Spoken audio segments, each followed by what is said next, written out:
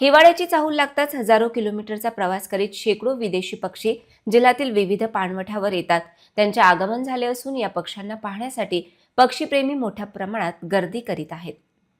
विदेशी तसेच उत्तरेकडील थंड प्रदेशामधून येणाऱ्या स्थलांतरित पक्ष्यांचे अकोला जिल्ह्यातील जलाशयांवर आगमन सुरू झाले आहे. सकाळी आणि सायंकाळी आकाशात उडणाऱ्या या पक्ष्यांचे थवेच्या थवे दिसून येत आहेत. भारताच्या उत्तरेकडील देशांमध्ये बर्फवृष्टी सुरू झाल्यानंतर पक्षी दरवर्षी भारतात येत असतात. हजारो किलोमीटरचा प्रवास करत हे परदेशी पक्षी दक्षिण भारताकडे जाताना अकोला जिल्ह्यात काही काळ मुक्काम करत आहेत. यातीलच काही पक्षी अकोल्यातल्या कापशी तलाव, कुंभारी तलाव, आखतवाडा तलाव, काटेपूर्णा जलाशय, पोपटखेड तलावासह जलाशयांवर दिसत आहेत. तर काहींचा 2 ते 3 महिन्यांचा दीर्घ मुक्काम असतो.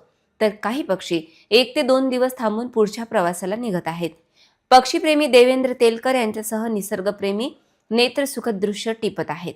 यामध्ये चक्रयाक, तूतवार, कॉटन पिग्मी, नॉर्दर्न शिंचलर, रेड फिस्टड पोचाई, ब्राह्मणी धार, पद्मकदंब, ग्रे गेनी, चक्रांक बदक, मुनिया, गडवाल, शंकर कॉमन पोचाई, छोटा आलर्जीसह अन्य परदेशी पक्ष्यांचे आगमन झाल्याचे जिल्ह्यातील बहुतांश जलाशयावर दिसून येत आहे. पक्षी निरीक्षकांसाठी ही पर्वणीच राहते.